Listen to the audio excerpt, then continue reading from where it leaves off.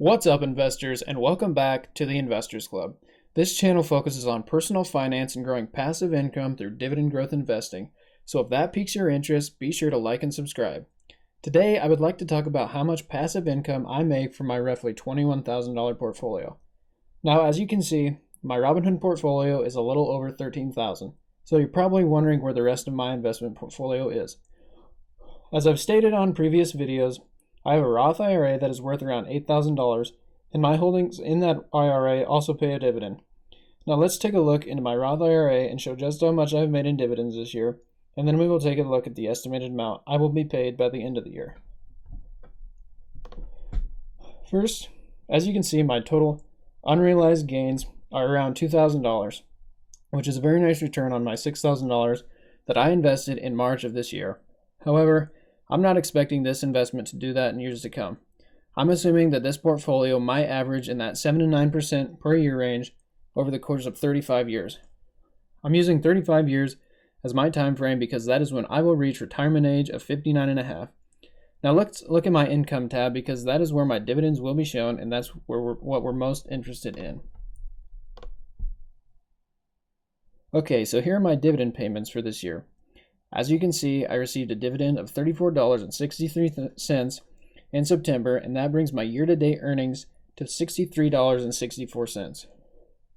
I also received one in March for $28. So you probably noticed that those aren't equal. So somewhere along the last few months, some companies that are held in my index fund, ticker symbol IVV, either reinstated dividends, which added to my payment, or they increased their dividends. I'm not sure, but I would assume that both of those actually happened to add to my payment. So if we scroll down, we see that my total estimated income for the year is $135. Now, I will not earn that because I was not invested at the beginning of the year, but that's not bad considering I don't have to put any work into making that money. I'm excited to watch my retirement grow, and I'm glad I started this Roth IRA as young as I did to give me that much more time for my investments to grow. Now that we've looked into my Roth, and I've shown you what's happening in that account, let's head back over to my Robinhood account, and I'll show you the dividends I've received over the last few months. But first, I want to say thank you to anyone that has subscribed. It means so much to me. We just recently hit 6 subscribers, and it's fun to see this channel grow. So if you're subscribed and watching right now, thank you so much. Okay, let's get back to looking at those dividends. First, let's look through my Robinhood portfolio to see what I've been paid since I bought my first dividend-paying company. As you can see, guys, I really just recently started my dividend portfolio here on Robinhood. And actually, a lot of these holdings aren't even a part of my portfolio anymore. Like the first one, Apache Energy, doesn't really even count because I was actually trying to day trade this stock, and I just happened to own it on its dividend date. So that one really doesn't even count. Next, we have SDIV, which is Global X Super Dividend, and it's an ETF.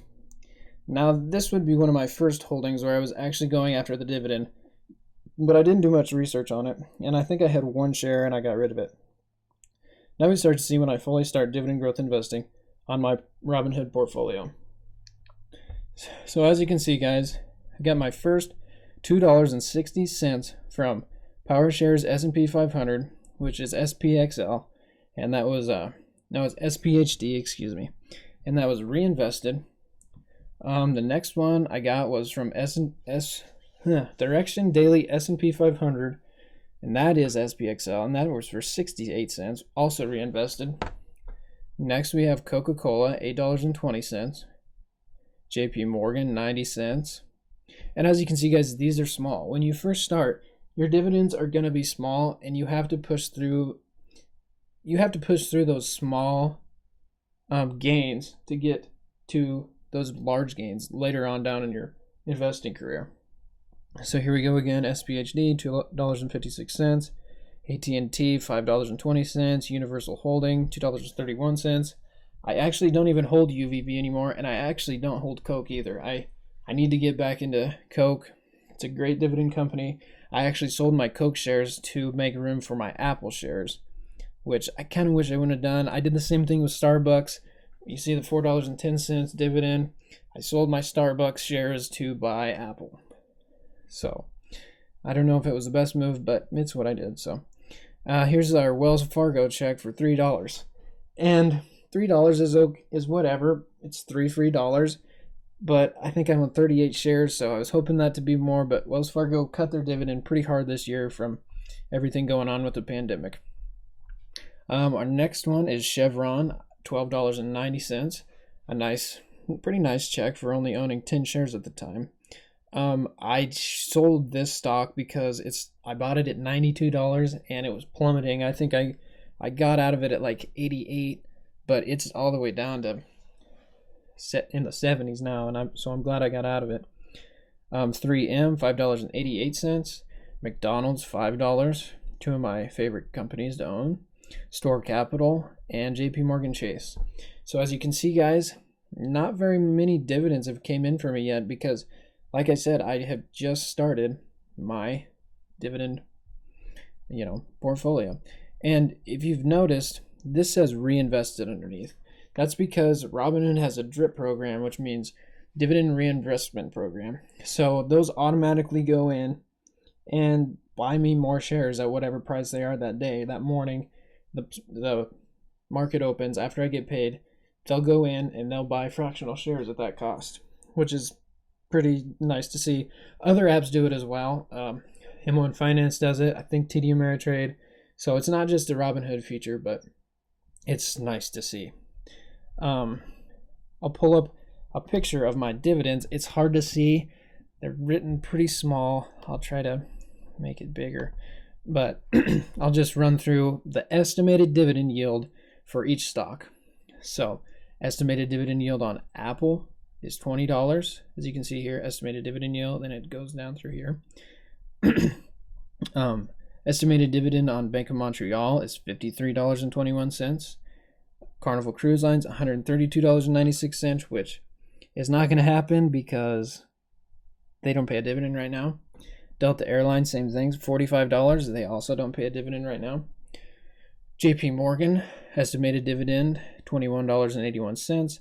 LTC Properties, $4.59. McDonald's, $20.19. 3M, $18.58. Pembina, $101.02. Simon Property Group, $107.55. Store Capital, $28.21. AT&T, $106.04. And lastly, Wells Fargo, which again will not happen, but it's estimating $63.84. For Wells Fargo, Carnival, and Delta Airlines, those are estimating that if their dividends were going on right now. So it's not going to happen, but it's kind of neat to just look and see the estimated.